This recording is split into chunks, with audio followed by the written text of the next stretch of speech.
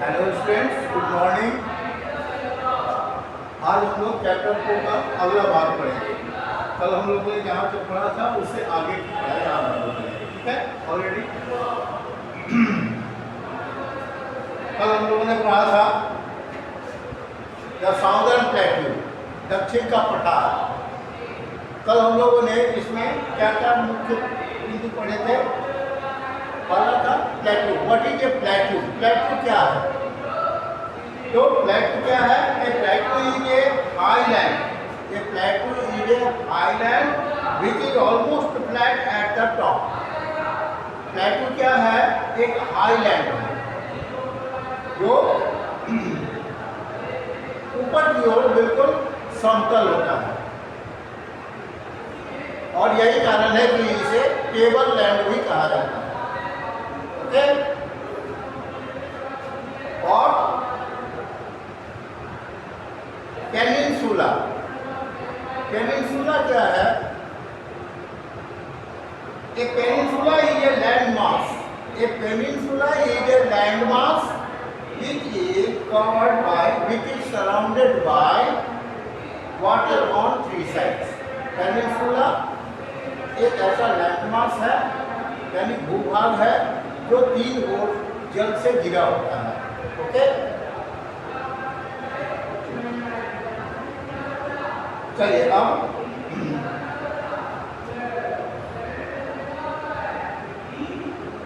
आगे का हम लोग देखेंगे।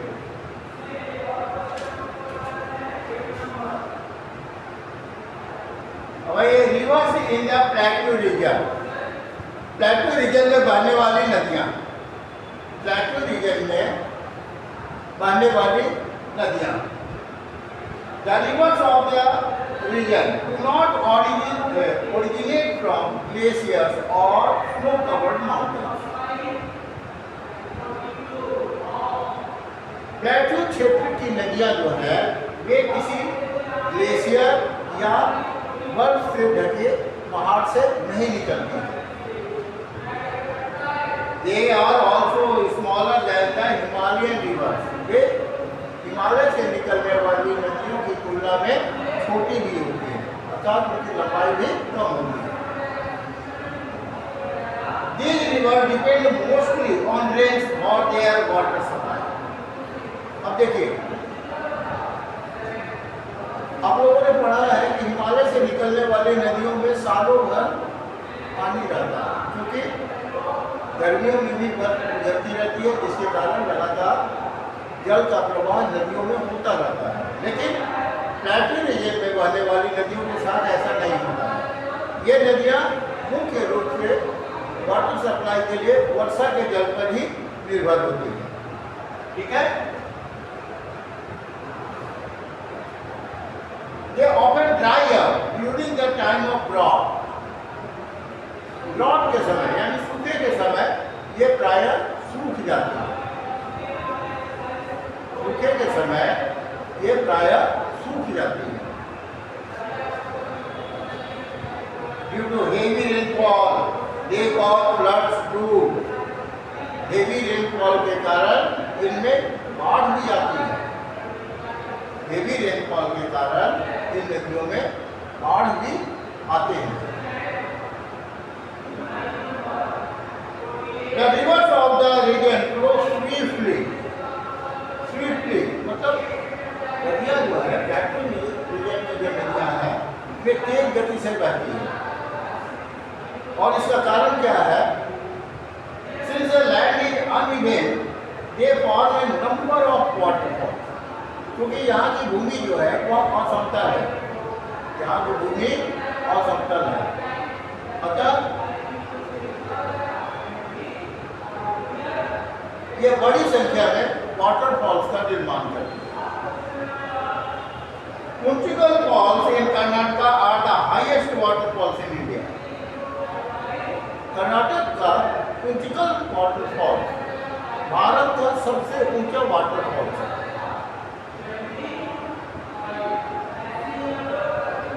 Kunchikal falls in Karnataka are the highest waterfalls in India.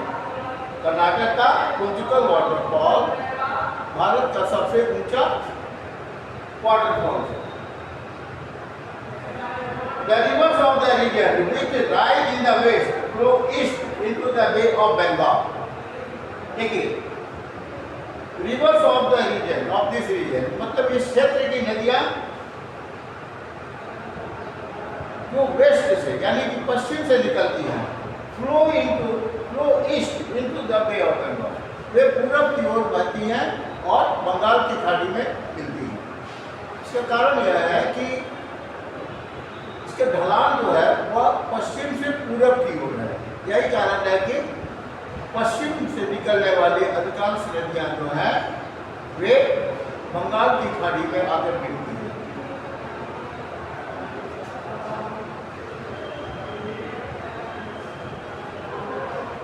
Godavari, Krishna, Mahanadi and Kaveri are such rivers.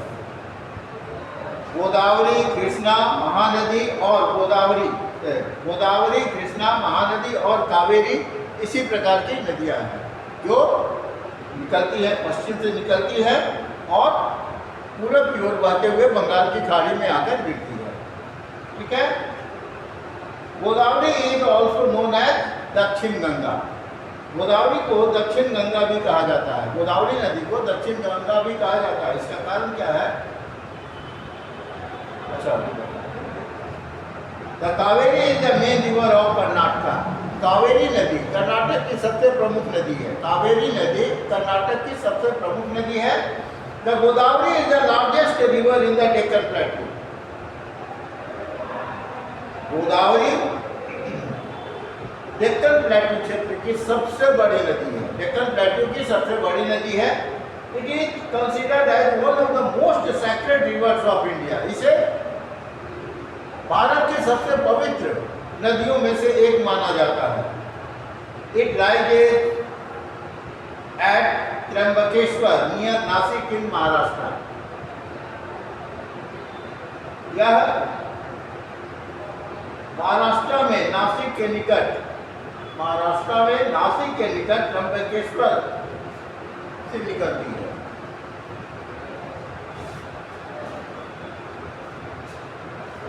Godavari नदी जो है वह प्लेटू रीजन की सबसे बड़ी नदी है और इसे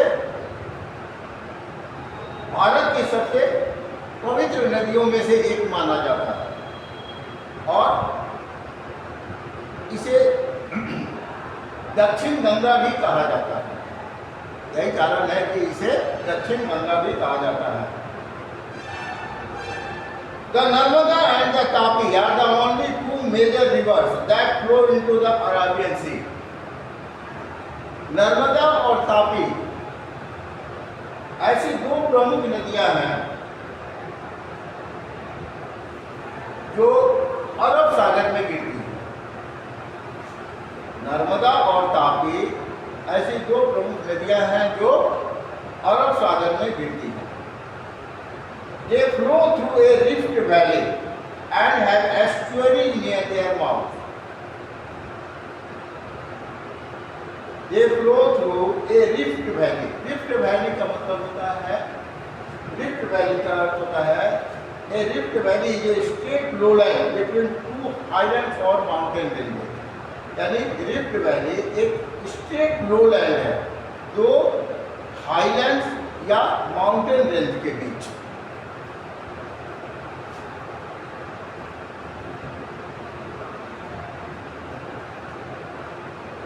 They flow through a rift valley.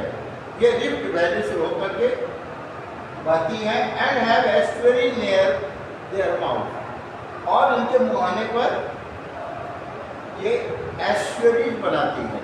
estuaries का मुहाना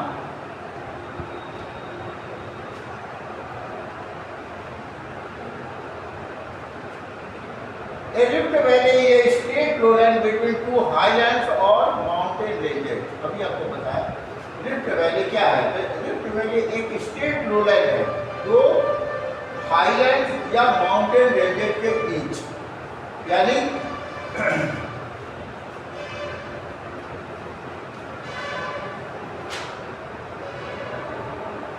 रिफ्ट वैली ये क्या है, एक नैरो वैली है with steep sides. Narrow valley with steep sides, यानी कि इनके साइड्स जो है वे बिल्कुल सीधे होते हैं, खड़े। ये संकरी घाटियाँ, संकरी या पतली घाटियाँ होती है जिनके साइड्स जो है वे बिल्कुल स्टीप होते हैं, खड़े।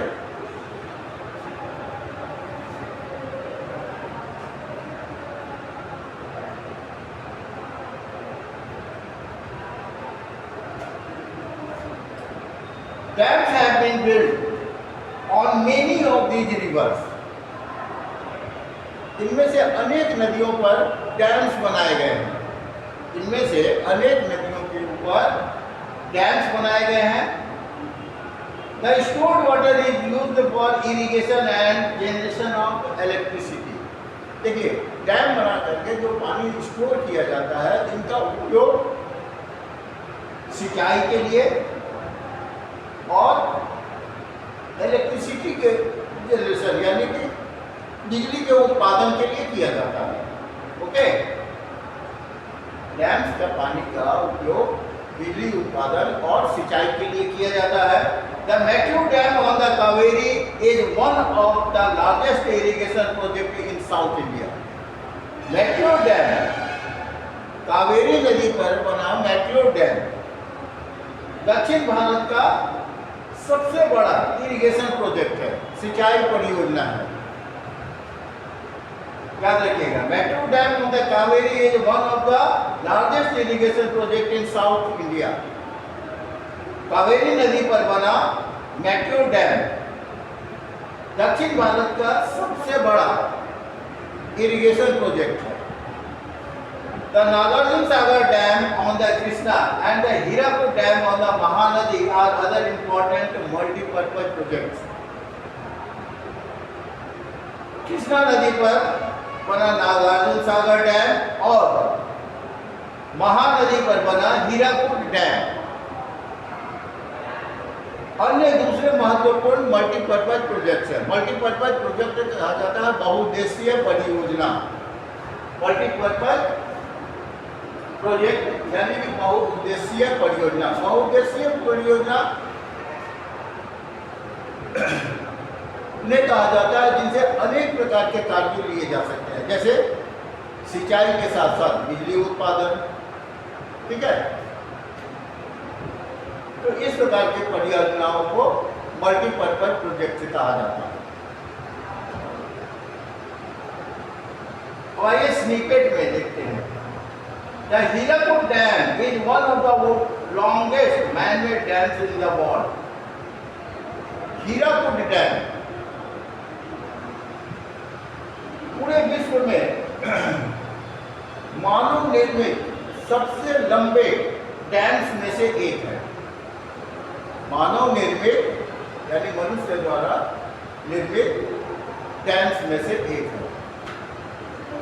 This dam was completed in 1953 and was formally inaugurated by our then Prime Minister Jawaharlal Nehru on 13th January 1957.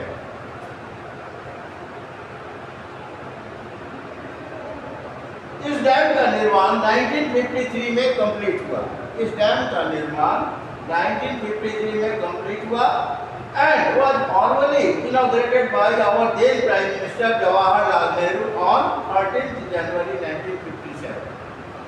और इसका औपचारिक उद्घाटन उस समय के प्रधानमंत्री जवाहरलाल नेहरू के द्वारा 13 जनवरी 1956 को किया गया।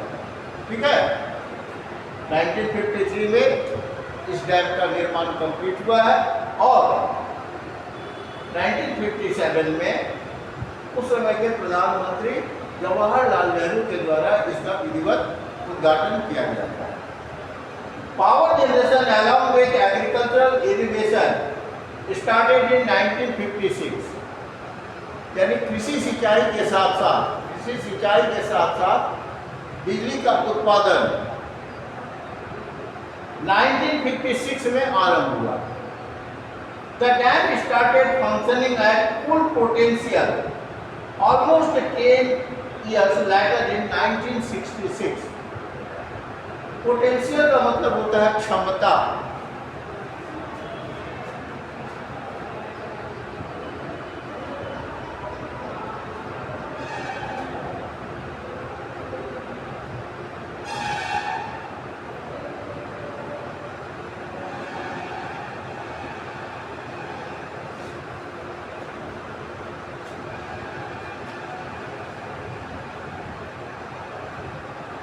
The dam started functioning at full potential almost 10 years later in 1966. यानी 10 वर्षों के बाद, पूरे 10 वर्षों के बाद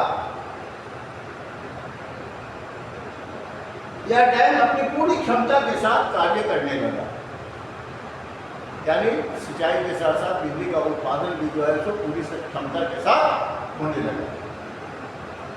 The Kaleshwaram Lift Irrigation Project or CLIP is a multi-purpose irrigation project on the Godavari River in Kaleshwaram, Bhupalpalli, Telangana, India. ध्यान से सुनिए।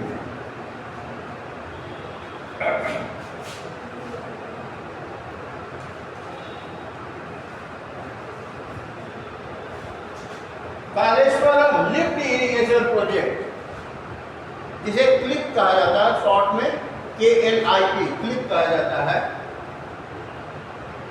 यह एक मल्टीपर्पज इरिगेशन प्रोजेक्ट है। यानी बहुउद्देशीय लिफ्ट परियोजना है, सिंचाई परियोजना है जो गोदावरी नदी पर बना है। कालेश्वरम भारत के तेलंगाना राज्य के भूपालपल्ली जिले में कालेश्वरम में इसे बनाया गया है। Currently the world's largest multi-stage lift irrigation project. Its farthest upstream influence is at the confluence of the Pranhita and Godavari rivers. Currently the world's largest multi-stage lift irrigation project. वर्तमान में यह विश्व के सबसे बड़े multi stage lift irrigation project, जिसे अगर हिंदी में कहा जाए तो कह सकते हैं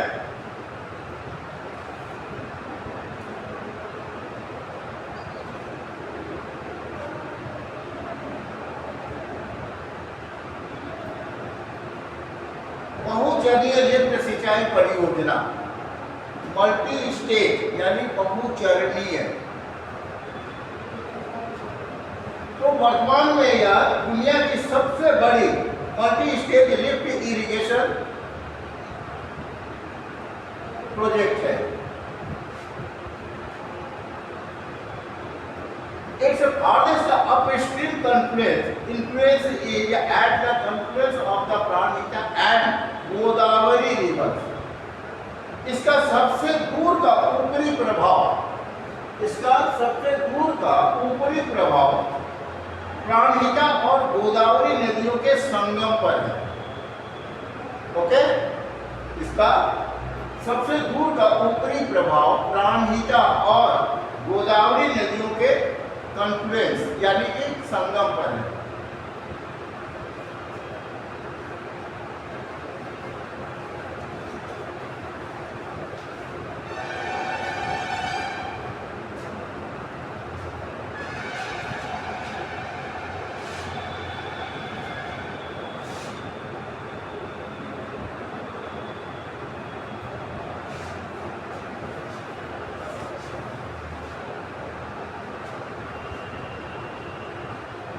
बच्चों, आज के लिए बस इतना ही,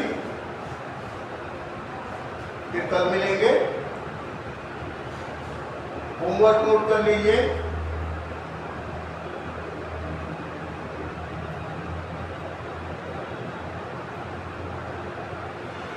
राइट एंड लर्न CW।